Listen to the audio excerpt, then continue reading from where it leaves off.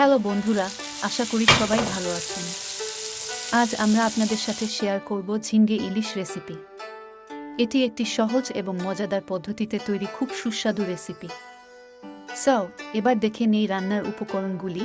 আমাদের লাগবে ইলিশ মাছ, সর্ষে বাটা, শুকনো মরিচ, পেঁয়াজ, রসুন, হলুদ, আদা ও তেল। রান্নার প্রণালী: প্রথমে ইলিশ মাছের টুকরোগুলো লবণ ও হলুদে মাখিয়ে নিয়ে হালকা তেলে 5 মিনিট ভেজে নিন। এরপর সর্ষে বাটা, শুকনো মরিচ, পেঁয়াজ, রসুন কুচি, হলুদ, লবণ ও আদা তেলে 10 মিনিট পর্যন্ত ভেজে নিন। এবার ভাজা ইলিশ ও ঝিঙ্গের টুকরোগুলো ভাজনার মধ্যে ছেড়ে দিন। সামান্য পানি মিশিয়ে আরও 5 থেকে 10 মিনিট কষিয়ে নিন। পরিশেষে পরিমাণ মতো পানি মিশিয়ে আরও 15 থেকে 20 মিনিট চুলার উপর ঢাকনা দিয়ে ঢেকে রেখে দিন। এরপর চুলা থেকে নামিয়ে আপনার প্রিয়জনদের সাজিয়ে পরিবেশন করুন এবং উপভোগ করুন। আশা করি আপনারা এই রেসিপি পছন্দ করবেন এবং আপনার পরিবার সহ উপভোগ করবেন।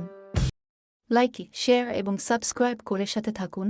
উৎসাহিত করুন আরও নতুন, মজাদার ও ব্যতিক্রমী রেসিপির জন্য। ধন্যবাদ সবাইকে সাথে থাকার জন্য।